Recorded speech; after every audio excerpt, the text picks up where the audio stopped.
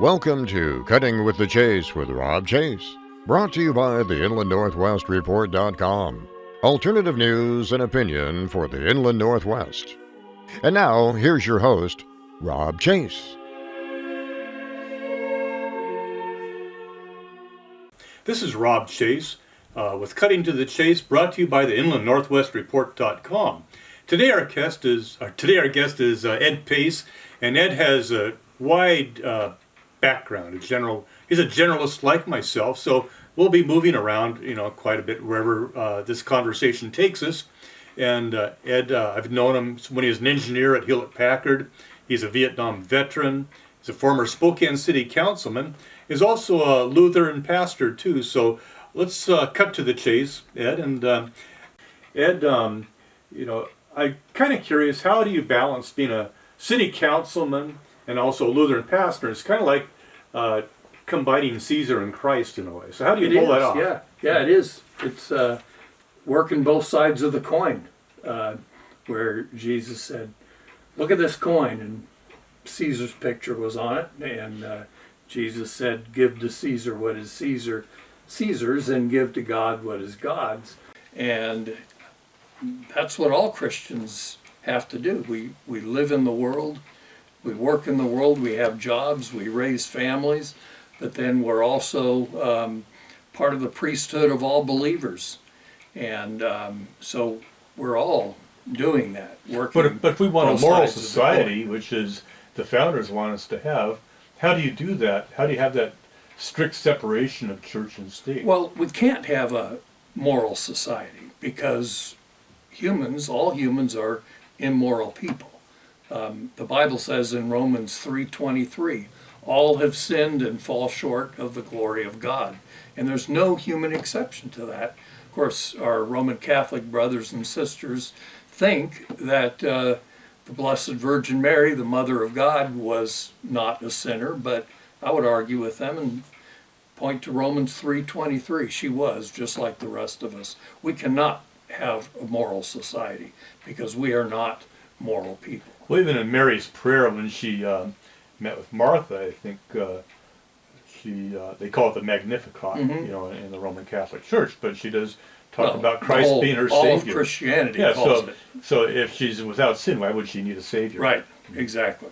Yeah. So anyway, the point is, we can't have a moral society because we're all sinners, we're immoral people. But there's a bunch of both ands in the Christian faith. Mm-hmm. So one is, Jesus is both 100% God and 100% human. Mm-hmm. Another is, we are saints because of Jesus, not because of our own efforts. We are saints and at the same time sinners. They both live together. Mm-hmm. We have within us a fight going on between the old Adam and the new Adam. The old Adam being the one that fell with Eve back in the garden, and the new Adam being the one that's saved by grace through faith by Jesus. And we live in two kingdoms. There's the kingdom of God and then the kingdom of the world. And to put it I'll just put it in the terms that Lutherans emphasize, since I'm a Lutheran pastor. Mm-hmm. And this isn't to look down on any other part of the Christian church's way of saying things, but God rules the kingdom of the world through governments, and the Bible says that all governments were instituted by God. Mm-hmm. And don't ask me why he let Hitler get to power, or Mao Zedong, or Lenin, or Idi Amin Dada. I don't know. Right. I don't know the answer to that. Well, the answer, I think, is, like you said, man's fall from grace, but by grace we were restored. By grace we're saved through faith. That's Ephesians 2:8-9. But that doesn't save the government. Right. So it gets back to my original question. Yeah. Because a lot of the, on our debating on Facebook, a lot of the non-believers will say, well, you can't, don't put your anti-abortion stuff out there. That's a faith-based thing, and there's faith really separation of church and state. But I think when you don't have that, then there's a vacuum, and government becomes the false god, I think, for a lot of these people. Right. Because that's where they get their sustenance from, and the top-down decision-making that normally reserved for God, with a capital G, that replaces that. Well, whether unbelievers like it or not, there is one God. And often unbelievers, in fact even believers sometimes, confuse God and our relationship with God with religion. And they're totally different. Religion is a human thing. It's a cultural thing. It's made up by humans. So no matter what religion it is, whether it's Buddhism or Islam or Hinduism or paganism or whatever, it's made up by humans. And the religious aspect of Christianity was made up by humans, the various human traditions that we follow. But there's one God in the midst of all that, and that God is in charge of the world. And the world's going to end. God's going to end it, and every human that was alive is going to be resurrected from the dead. There'll be a big judgment, a big sorting of those who knew Jesus and those who didn't. That's going to happen whether unbelievers like it or not, or whether believers like it or not. And I know if there's unbelievers listening to this now, they are really mad at me right now for talking like that. And even some liberal Christians are mad at me for talking like that, because I'm not being conciliatory. I'm not being a team player, and so on. Well, you mentioned, I talked a little bit about the false god of government. I mean, it's got its purpose, but it's not God with a capital G. It did not say that there be creation. But I think that's the other vacuum that is filled by nature a lot of time, like the paganistic, Mother Nature, or Gaia, how we pronounce her name. And but God created nature, so you have to have a first cause. Right. Yeah. So just let me pull this back together. There's the kingdom of the world, which God rules through governments, and then God uses humans to do his work in that kingdom of the world. So if your car breaks down, God's not going to fix your car. He's going to get your car fixed through a human who's a mechanic. If you want to make a video, God's not going to come down here and make the video. He's going to work through a camera guy. But there is divine intervention. Well, yeah, sure, God's in control of it, yeah, but I'm just saying God works through means. Right. He gets things done through people. So believers, we are the hands, feet, and voice of Jesus. So he does the Jesus thing to people now through us, through believers. Reading the Bible, there's a wide gamut of miracles or divine intervention. I think, of course, God created the heavens and the earth. That seems to be, in fact, he even had a rest after that. Right. But like the reading about Elijah or Elisha with the axe head that floated on the water. I mean, that's okay. Which big deal. I believe. I believe nature. all the miracles. I believe what the Bible says literally. But if God did fix your car directly through divine intervention, he probably is not going to send you a bill. And chances are he's going to work through the mechanic, the human mechanic, to get it done, who is going to send you a bill. So the other kingdom then is the kingdom of heaven, which rules through the church,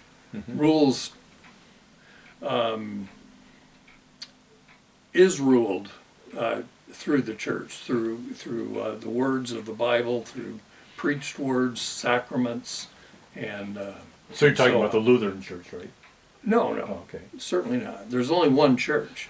Okay. And that's the Christian church. The Bible describes it as the one holy Catholic and apostolic. Catholic meaning universal. Okay, yeah. Catholic means universal. All right.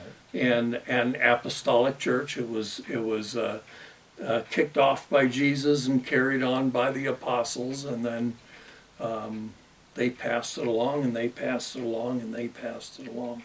And So here we are now. So we all live in those. If you're a believer, you live in those two kingdoms. It doesn't matter whether you're a pastor or not. You still live and do ministry, carry out callings within those kingdoms. And as believers, we each have a calling in both kingdoms.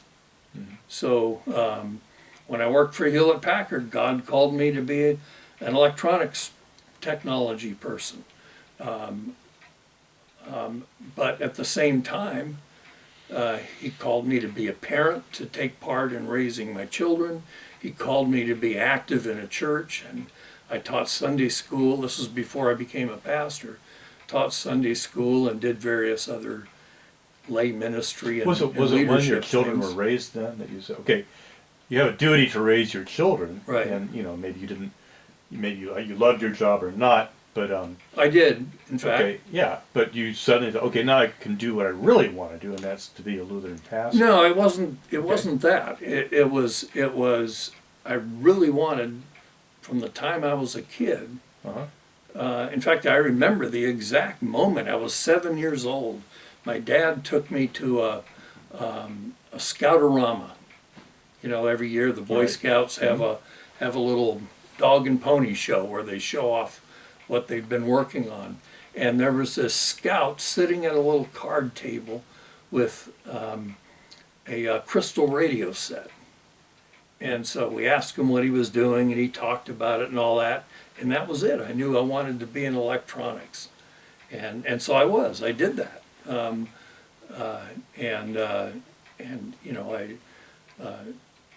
Right after high school, I was in the Army. I did some electronics there, but I did other things too. So it was a while before I actually got to working 10 years after high school before I actually started working at Hewlett Packard. But I loved it. I was doing what I wanted to do since I was 7 years old. Right. And so being a pastor wasn't, okay, now this is what I really want to do. It's, okay, God called me to stop doing electronics and become a pastor. Yeah, someone told me, and it wasn't till... It's all about the call. Yeah, until I was almost retired, and the subject came up, what should you do in life? A lot of young people don't know what to do in life, and I didn't really, but someone said you should do what you love. And really, money is secondary. Yeah, that's a good way to talk about it. But at the end of the day, though, it's God's calling, and if God gave you the love for whatever it is you're doing. Yeah. And again, don't ask me, people that do illegal or immoral things because they love doing it, don't ask me whether God gave them that. I guess that could be a vocation. Ask God. Yeah. Don't ask me. But it's all about the call. God calls us to various vocations. Well, I could think of something I was interested in. I really was fascinated by fish, like trout and bass, and I thought someday when I was a kid, there's a thing called Zet's Fish Hatcheries in Pennsylvania, and you could order these fish, and they would ship them over to you, and you could stock your pond with them. And I thought, boy, it'd be great to have like a little mini lake or something, and I'd have catfish here and walleye in the waterfall and all these things, but of course that was impracticability. But once I got to college, there's all this chemistry and biology classes, and I was not good at that. So what I should have done in retrospect was still have done what I loved. Even if it took me twice as long, instead of say 5 years to get my degree, I would have taken 10. I still would have been doing. But then again, I had a friend in our dorm who was he'd come from Connecticut to University of Idaho, and he was the same way. He loved fisheries. That's all he wanted to do. And I saw him a few years later, and after he graduated, he had gone to the Snake River and caught sturgeon and marked them and kept track of them and all that. He said finally after 2 years he was so sick to death of catching sturgeon, he went to Boeing and became a programmer. There you go. Well, that happens. Yeah. Your calling changes. It does. Yeah, I knew a guy who was like that. He grew up wanting to be involved with fishery management, and so he I think he went to Spokane Community College and got a degree as a fish management technician, and 2-year degree, and he did that, and then just came to a point where, whoa, it doesn't feel fun anymore. So he switched. He went back to school and became a biomedical equipment technician. Yeah. But callings change, and that's one of those things where God works through means. One of the means He works through is the things we get interested in, and we get excited about, the things that we're good at, or not. That's how God directs us. Getting back to the Lutheran thing, last year I read a book by Eric Metaxas. It was just called Luther. Right. And he had written another one I really liked called Bonhoeffer, about Dietrich Bonhoeffer. Yeah. Excellent author. I'd recommend it to anybody to look up that author, Eric Metaxas, and read Bonhoeffer and read about Martin Luther. But Martin Luther, he started out, he was just a very talented person, but he was just haunted by sin. Yeah. And he'd wake up his confessor in the middle of the night, and think of something else he had sinned about, because he was afraid of hell. Yeah. And but then he came across that verse, the just shall live by faith, and the light came on. After 1,000 years, the light finally came on to one of these monks, Right. And then he started a big movement. But he started out, did a lot of good things, and then during the Peasant Rebellion and stuff, he kind of started leaning towards the Caesar side a little bit, in spite of being one of the greatest champions of Christianity we ever had. Well, he reacted to the iconoclasts, the people that wanted to go into church, the churches then. They were, we'd call them Roman Catholic churches now, but that's all there was. And they wanted to destroy the beautiful artwork and the statues and the crosses and the icons and all that. And Luther said, whoa, no, that's not what I meant. Those are fine, leave them alone. Right. Well, that happened too in I forget the Turkish leader's name, the Sultan. They actually did defeat Constantinople, and then according to Islam, you have 7 days your troops can rape, riot, and pillage, and he came in triumphal entry. Well, they were destroying all the frescoes and beautiful paintings, and he called a stop to it. He stopped. I mean, they had raped all the nuns and killed all the priests, and because they had that appreciation for artwork too. And the Catholic Church, I think, had some beautiful art in it, but that kind of became the fixation, especially in the Renaissance. It sort of became humanistic, I think. And but I always wondered, why did it take 1,000 years from when they were throwing Christians to lions, and then to Constantine, before Luther came along? I mean, certainly people were saved during that period, even though maybe they didn't know about why. Yeah, there were people saved before Jesus. The New Testament reaches back into the Old Testament and gives examples of faith. Hebrews, in the book of Hebrews, there's a whole laundry list of faith examples, people that were saved by faith, saved by grace through faith in the Old Testament. Abraham, when God said, hey, I want you to pack up and move, right? Well, he did. Right. He didn't ask questions. He just moved, and God led him.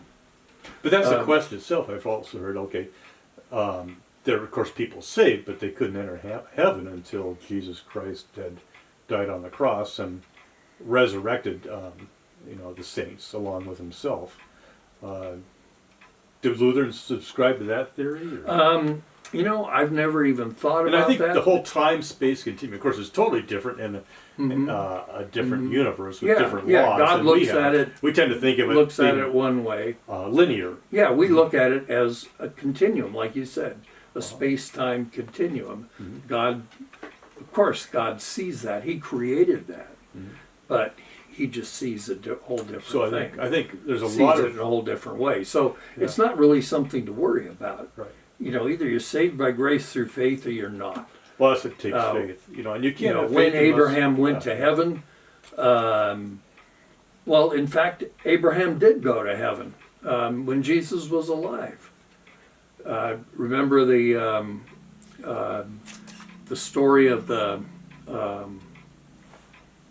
poor guy outside the rich man's Lazarus house? and the rich man. Lazarus, and not the Lazarus that Jesus rose from the dead, but another one. Yeah. And if they would have had phone books, I wonder how many Lazaruses were in the phone book then, the Jerusalem phone book. But let's see. Well, I always thought when they're talking about the rich man said, "I cannot cross this void." Well, Abraham was in heaven. The rich man But maybe it was almost more like a waiting room. The rich man was in hell, and somehow the rich man said to Lazarus, "Hey, warn my brothers that what happens if you're like me and not like Abraham." But Abraham was in heaven. He was still a caring person. The rich man, he was concerned about his brothers. Hey, if I can't make it, at least tell my brothers. Well, and that brings up another point, of course.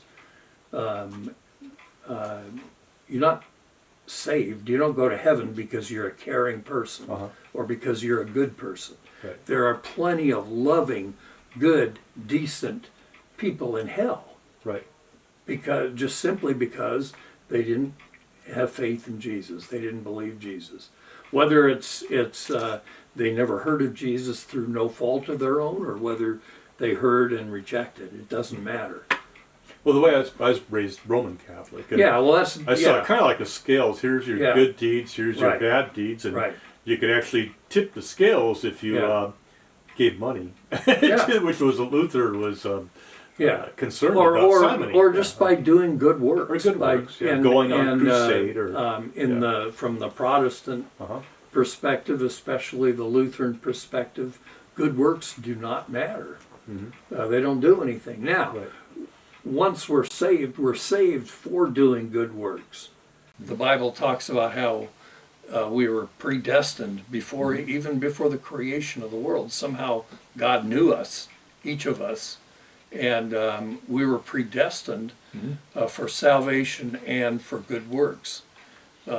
So, it's not like we're not supposed to do good works. Well, it's not like God doesn't expect anything from us, but they don't contribute one bit to our salvation. Well, I think James says, if you are saved, you will have good works, and not because you feel you have to, you do them because you want to. Maybe. Yeah. But still, it's all a part of God's calling. It's part of God's expectations for us. God expects us to do good works whether we want to or not, whether we feel like it or not. It's just that those good works do not contribute one little bit to our salvation. That's where Protestants, are, especially Lutherans, are different from Roman Catholics. Okay. Well, let me go to another jump ahead a little bit or around, and I knew my great-grandfather, who was born during the Lincoln administration. I met him when I was 5. He was 96. His son, my grandfather, actually went to military school in 1900 in Nebraska, and I thought, gee, all his teachers were probably Civil War veterans, and too bad they didn't have YouTube back then. We do have a lot of biographies, a lot written about the Civil War, remembrances, but it would have been neat to have had YouTube then and talk about what did you guys think about the Civil War from both sides too. And now I think it's important for us to have interviews and talk to, especially those of us who are getting towards that the final chapter, or the winter of our life, saying, in other words, we're going to die soon. In retrospect, what do you think of Vietnam? In retrospect? Yeah. Well, I have to look at it on several levels. First of all, it was a total boondoggle. It was a waste of human lives. We just shouldn't have been there. We shouldn't have done it. But argument for it at the time was a domino theory. And okay, so and now we're almost communists in some for those cities, parents, those parents right. who lost their sons, and I'm saying sons because women weren't in combat roles then, or even in combat zones, except nurses. They were in hospitals. So there's some. But so you don't have to qualify, because we always, in this day and age, we always have to. We might leave somebody out, so they might be offended. Go ahead and say, it was guys and young guys, young stupid guys who didn't know why they were there even, for the most part, and you know, so imagine if Congress and the president would have called up each one of their parents before they got killed and said, look, I know you're just as concerned about the domino effect as we are. We're afraid that we're going to become communists, so we're going to have your son blown up by a landmine or shot by a sniper, or his guts are going to be blown out by a mine or by a mortar round. You're happy about that, right? You want to sacrifice your son for that. Well, who would say But yes? I think they did in World War II. So Who would say yes? I mean, World one War mother, I II think, lost 4 of her sons. right, and that was a clear difference. Right. That was a clear difference. What was the difference? That was a real enemy, and it was everybody's war. Vietnam was Vietnam's war. Vietnam was, well, it was actually several countries, but it was put together into one country. It was split though into two, North and South, in 1954, when Ho Chi Minh and his boys beat the French, and so they, by agreement, they split it. The Vietnam War was not the American War. It was a war between North Vietnam and South Vietnam. There was no genocide going on. It was just a they war. had I mean, it was a subset of the Cold War. They still had their champions. It was, with and Russia and China. the China, Yeah. you know, North Vietnam had China and Russia supporting them. South Vietnam had the U.S. and Canada, Australia, European countries, yeah. the NATO countries, but it was mainly us. But it wasn't the American War. Yet, how many I don't know what the number is, but I know there was a lot of American lives lost. I think it was And- 56,000. And Not to mention the wounded. Yeah. a whole lot more lives ruined Right. for from emotional disturbance, from injuries, physical injuries, and so on. So Sorry. Okay. I just have it stopped recording. Oh, But it did? yeah, I just wanted to, so we could reset it real quick. Oh, do you know We about got when him. it did? What's that? Do you know about when it did? It just did it. Oh, I okay. just saw it do it. Okay, So, so you can edit. That's good. yeah. John Charles would freak out and start all over again. You know. It has it times out or something. So it's been about half an hour. So Okay. You're Well, we'll good. probably have another 15 minutes or so. you're fine. So it's okay to reset. Yep, Okay. you're good. All right. so that was one part of it. It was a boondoggle. It was a waste. We shouldn't have been there. It wasn't our war. There was no human crisis going on like there was in World War II. Did you know that at the time, or suspect it? Yeah, but who thought about it? You know, when I went, I was in the Army for the whole time, from 1965 to 1972, almost the whole time. I didn't actually go to Vietnam until the last year that I was in, Right. and I didn't even think about it. Now, were you a civilian contractor too?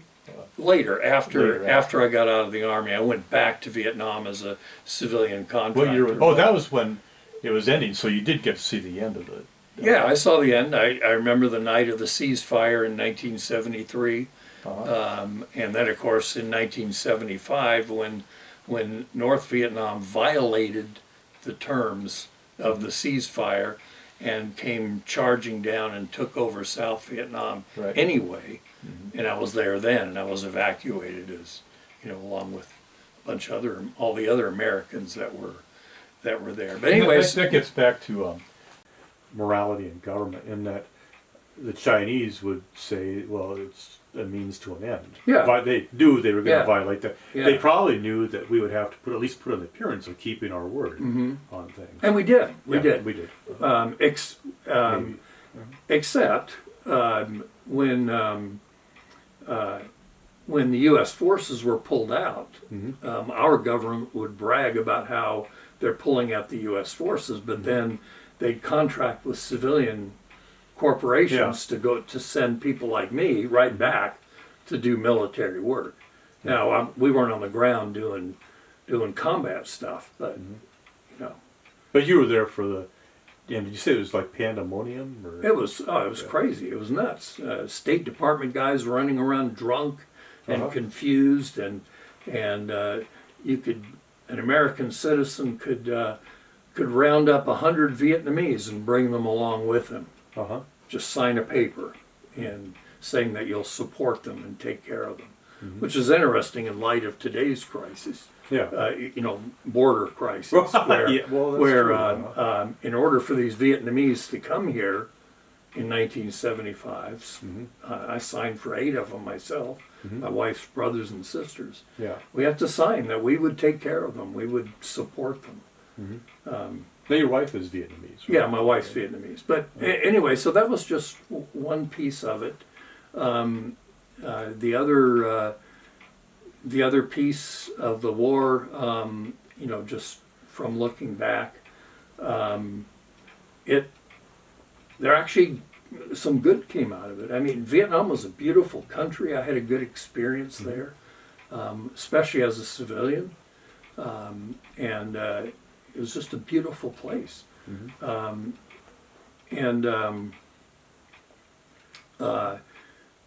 Look at the Vietnamese communities around the United States now. I mean, they're solid citizens. They're productive.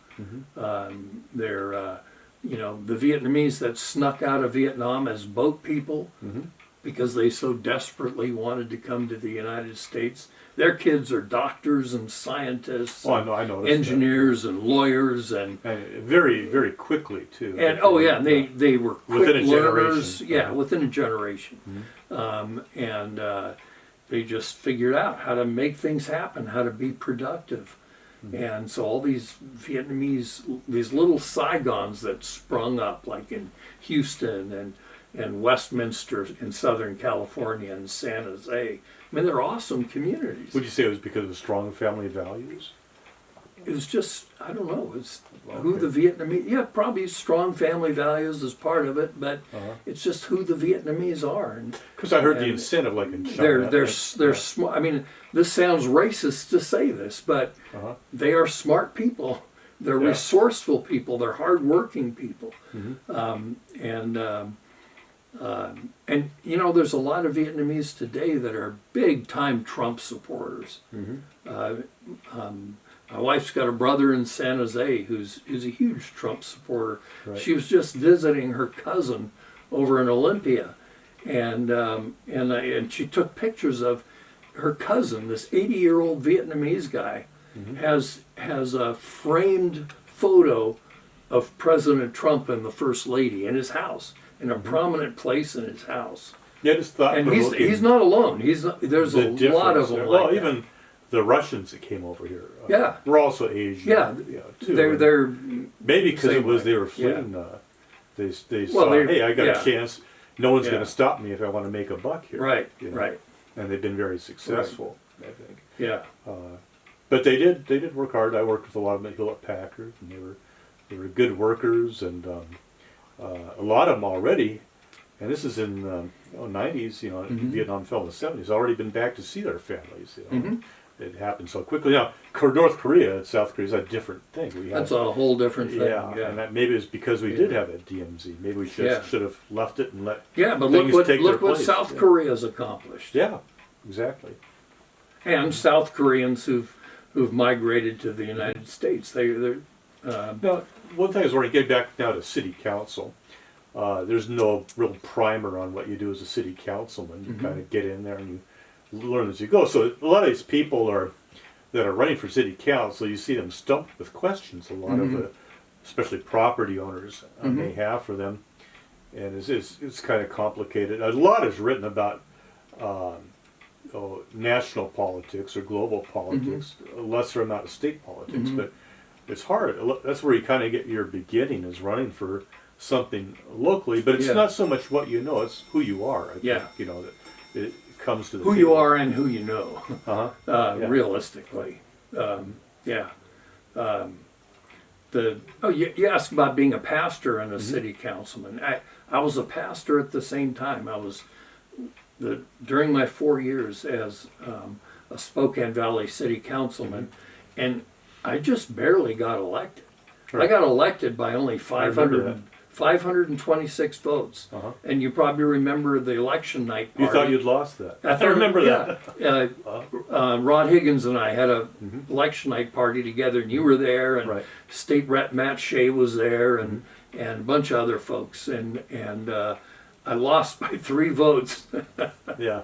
And then the next day, the morning of the next day, a Spokesman Review reporter called me up and asked me what I thought, and I said, you know, I worked really hard campaigning. I had a lot of fun. It was great, and I have no regrets. And she said, what are you going to do now? And I said, well, I'm not going to go away. I'm still going to be involved in my community, which, you know, I ended up doing mainly through churches. But that night, after they continued counting, and I didn't know at the time that you know, ballots keep coming in to get counted. They don't get them all counted on election night.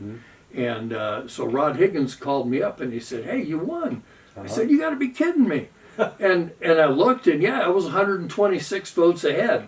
Next night, 180, then it climbed to 526. But, so, you know, I barely won. So there were a lot of people that didn't want me on the city council. Yeah. Well, I think conservatives, maybe if they're busy or what, they put it off towards the end, and it's kind of as they vote, they count. But for the people that didn't want me, part of it was because I am a pastor. I got a lot of feedback from people that said pastors should not be in government. They should not be elected because it damages the church-state relationship. The irony was, I was serving a church in Idaho, so I commuted to Spirit Lake, Idaho, to serve First Lutheran Church there, and then I lived, and of course I had to live there in Spokane Valley to serve as a councilman. But you're right, you don't you don't know anything. You know, people campaigning for the first time get some campaign points, you know, and I got mine from other people, and I agreed with them. That's why I ran. But you really don't know anything. Yeah. And you can find out. It's all there. Try to figure it out. You can look at the revised Code of Washington, the city parts of it. You can. The city's municipal code is online. Anybody can look at it. Do you think anybody actually ever reads that? I mean, no, they don't. I put all that time, and then I did as a city councilman. Of course, I studied them. In fact, Sam Wood, when Sam Wood got on the council, he and I would meet at McDonald's every Wednesday morning, and we'd go through line by line the municipal code and look for ways to make things simpler, cheaper, to take restrictions off of businesses and property owners, and then we'd feed that back to the staff and the other councilmen. But all that information's there. People just don't want to look at it. Would always cite Jefferson's letter to the Danbury Baptists, but actually it's strict separation of church and state, but actually that was meant more to keep the government out of the church's business and the church out of the government, because you still have to have a moral people. Right. Whether they're a Rosicrucian or a Lutheran, you know. So did you ever on the city council were you able to say, well, that reminds me of something out of Romans 13? You know, I never did, but one of my fellow councilmen did. And I counseled him after that, and I said, look, you shouldn't, you know, don't quote the Bible at a council meeting. It's just not, it's not appropriate. Now, if the council would have had a chance to vote on abortion, making abortion legal or illegal, I would, of course, said, well, as a Christian, I know that abortion is murder, and so it should be outlawed just like every other type of murder. And I would have voted that way. But that's, I don't see that as mixing church and state. Well, unfortunately, you're no longer a city councilman, but you are a pastor, so where do you have church at, and how can people get there to listen to your pastoring? Your sermon? Well, that's hard because I'm a retired pastor now, so I do substitute preaching. I'm like a circuit preacher. Whenever I'm needed somewhere I go, and So this past year, I spent 6 months as the vacancy pastor of a Lutheran church up on the South Hill, and that was great.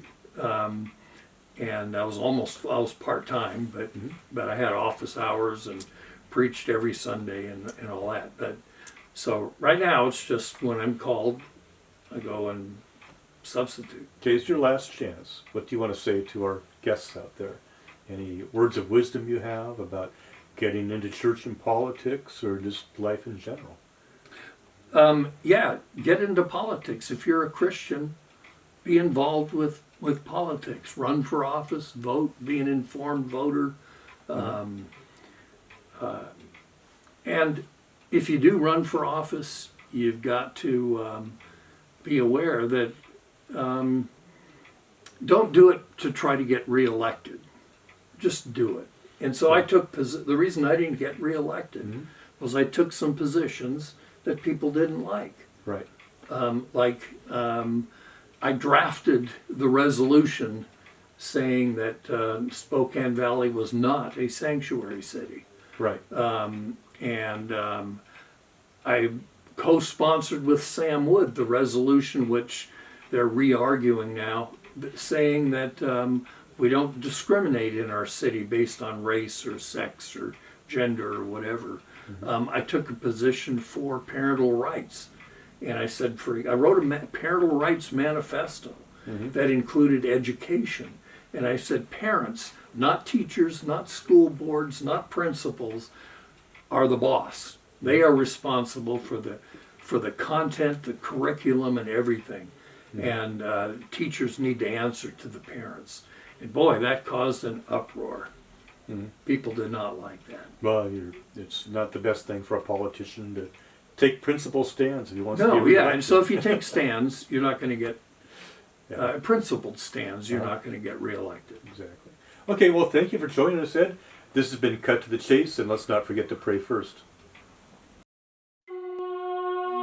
This has been Cutting to the Chase with Rob Chase, where we cover anything under the sun that would be of interest to you, our viewers.